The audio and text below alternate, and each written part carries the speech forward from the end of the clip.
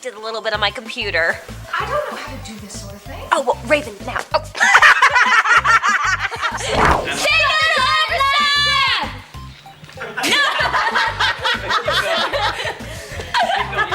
Anne Hathaway always seems to appear as Hollywood's perfect star. Intelligent, elegant, and almost never losing her composure. But all it takes is one question or one unexpected story for the entire conversation to take a turn no one sees coming. And that's exactly when Anne Hathaway becomes her funniest. That is my Facebook update. And then the movie starts. And there's music. And there's a really great guy called Johnny Flynn. He plays the lead. He's tremendous. That happened when Anne Hathaway reenacted a scene from Interstellar, but the way she threw herself into the role had the entire studio struggling not to laugh. I mean, because some movies, they do it in different ways. So how do they? We were on a wire 80 feet in the air. Other times you were on the end of a gimbal like a seesaw, and other times I know you. Show your one leg move? Yeah. Sometimes it was very high tech. I would stand on one leg. Now, and sort of float around. I hear you're very good at it. Can you show us? Can you show it?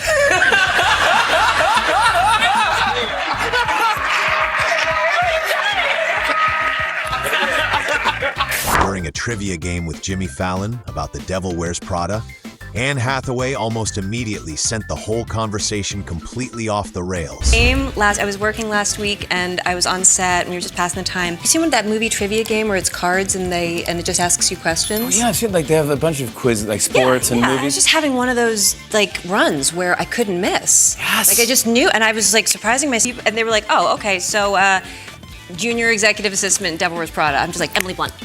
And they were like, and it wasn't her, it was me, so. I gotta go. Hey, you sure? Because my editor for New York Magazine. Oh. Had a little bit too much whiskey right? tonight.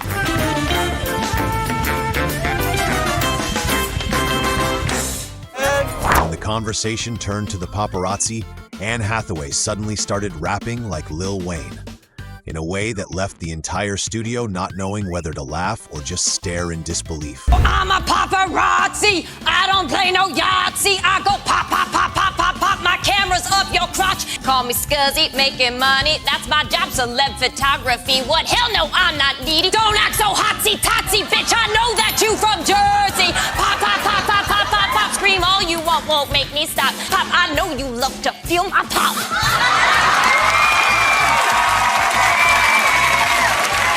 On The Graham Norton Show, Anne Hathaway accidentally sent the entire conversation in a completely different direction, simply by revealing a story involving Robert De Niro. I didn't mean to, but I made the world believe that Robert De Niro is a fan of The Bachelor. And he was being sarcastic in an email.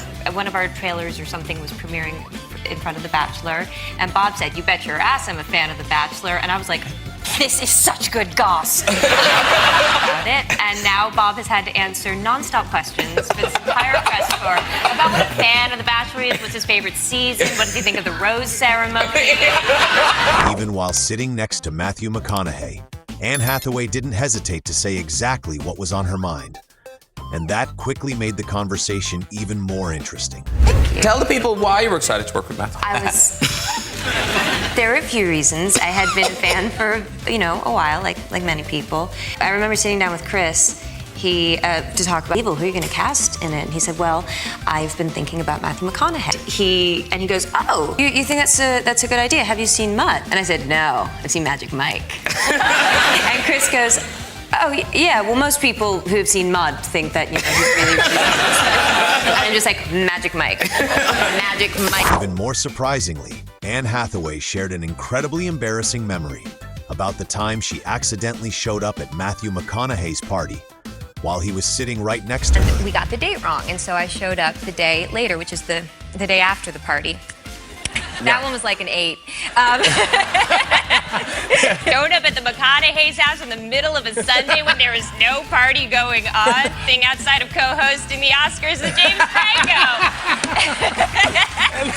He answered the door like. Oh, he was the best, man. He knew how bad I felt, and he invited Were you us in. dressed and ready for a party? Reset.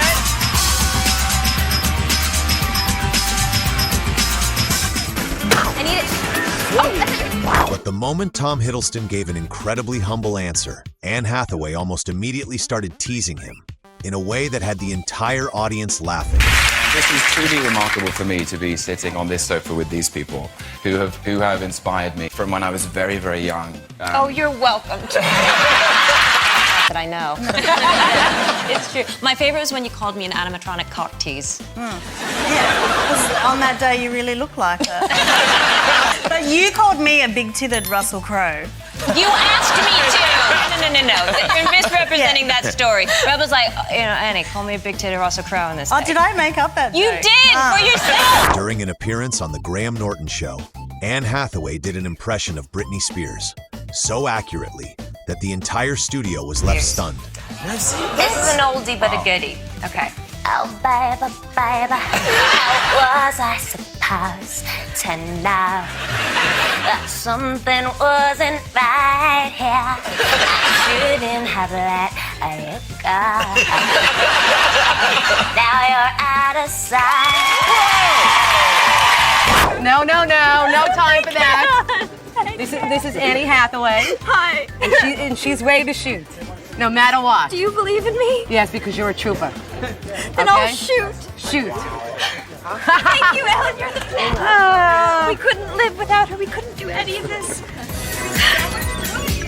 Years after The Princess Diaries became an icon, Anne Hathaway finally revealed the embarrassing truth behind the image of the perfect princess. Where I was at the top of the hill and they handed me a scooter and they said, okay, you're just gonna go down the hill, we've done it, it's totally safe. And then, and they said, and if you get nervous, just use the brake, it'll be fine. I picked up so much momentum, so fast. Horrifying. And so I just hit the brake immediately and rode the brake the entire time down. And I just remember I got to the bottom and I was like, that's good. You're like, because I won't be doing that again. Yeah, they're like, do you want to go again? I'm like, if you got it, I don't want to waste the time. But even though the whole world loves Anne Hathaway's singing voice, there's still one person who isn't impressed at all. And that person is her own son. But is this true that he doesn't like you to sing at all?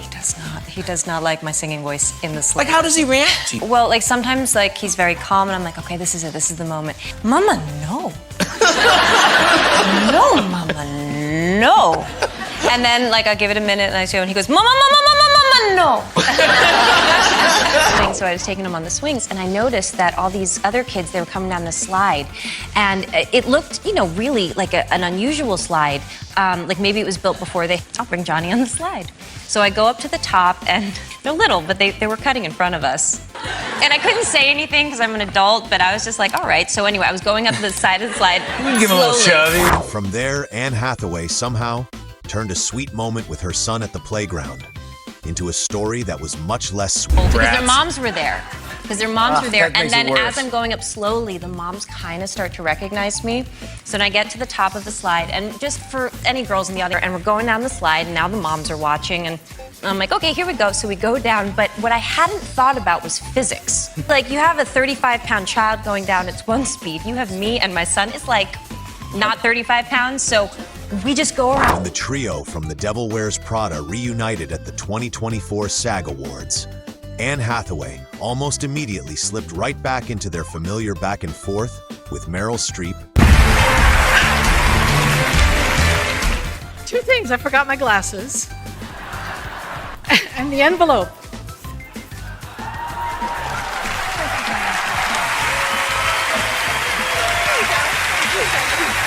Old question. Where does the character end and the actor begin?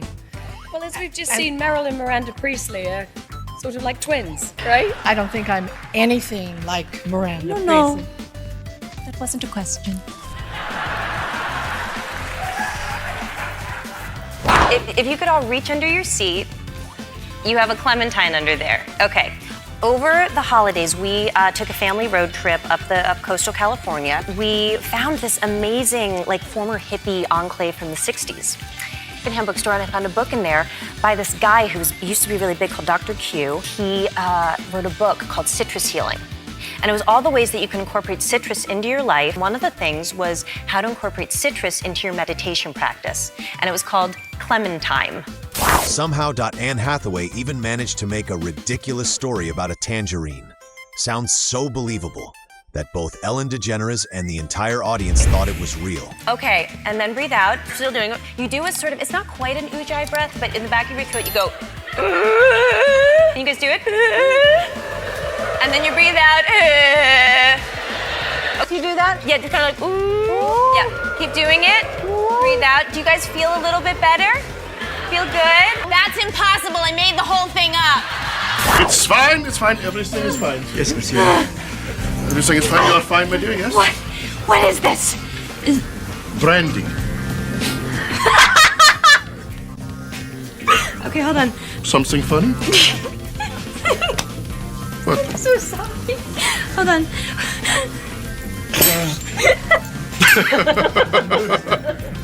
Are you okay, my dear? Oh, look into my eyes. Look at me, my dear. I don't know what. Okay. Everything is fine. Everything is fine. What is this?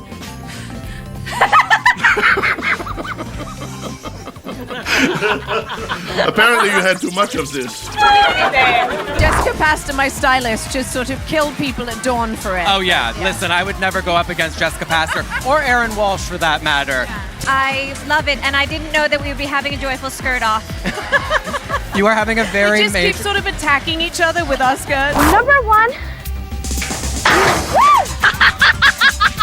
Are you okay? Number two. What was number two? What is it?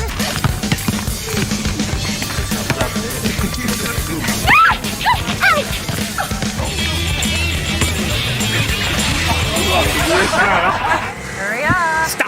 Stop it! Come on. Just, whoa, hey! Jeez, I thought you were going to stop. That's exactly what makes Anne Hathaway stand out. She doesn't try to be funny, but with her sincerity, intelligence, and a touch of her own unique chaos, she keeps turning ordinary interviews into moments that audiences want to watch over and over again.